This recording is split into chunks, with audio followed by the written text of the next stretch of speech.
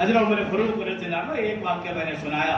حضرت عمر فاروق رضی اللہ عنہ کی زندگی کا بھی ایک واقعہ سنا کے بعد کو امید ہے کہ وقت ختم ہو جائے گا.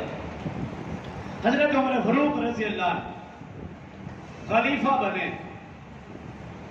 دن کا وقت تھا, میٹنگ کر رہے, قبائل صحابہ موجود, ان کے ساتھ گفتگو کر رہے, اہم کوئی معاملہ تھا, میٹنگ کر رہے. اسی دوران عمر فاروق رضی اللہ عنہ کے صاحبزادے عبداللہ بن عمر رضی اللہ عنہ دروازے پہ پہنچے, دستک دی تو اندر سے شخص آیا اور اس نے کہا کہ میں ابا جان سے ملنا چاہتا ہوں.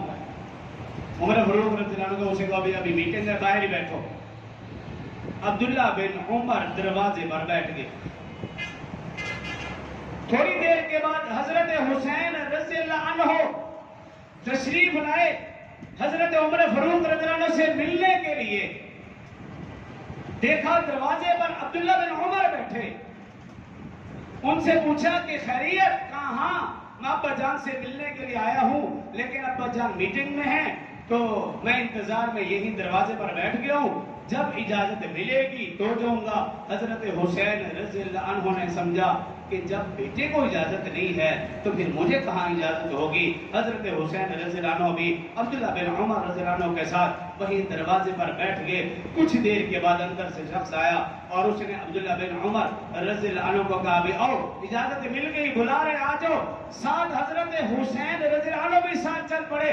عبداللہ بن عمر اور حضرت حسین یہ دونوں حضرت عمر رضی اللہ عنہ کے پاس پہنچے. جیسے ہی قریب ہوئے حضرت عمر رضی اللہ عنہ کو پتا چلا حضرت حسین بھی ساتھ ہے. حضرت عمر رضی اللہ عنہ صحابہ کے مجمع میٹنگ میں سے اٹھ کر آئے اور حضرت حسین کے قریب آئے اور آ کر پوچھا آپ کب تشریف لائے؟ کہا میں تو کافی دیر سے آیا ہوں.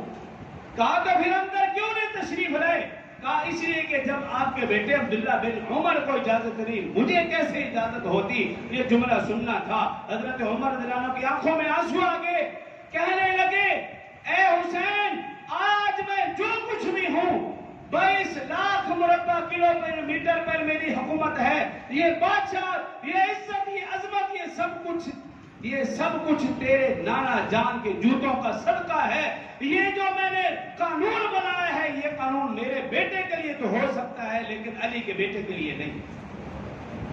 تو نے جب بھی ملنا ہو بغیر کسی اجازت کے, بغیر کسی رکاوٹ کے آپ حکم کریں گے, میں خود آپ کے پاس حاضر ہو جایا کروں. یہ صحابہ اور اہل بیت کا آپس میں تعلق اور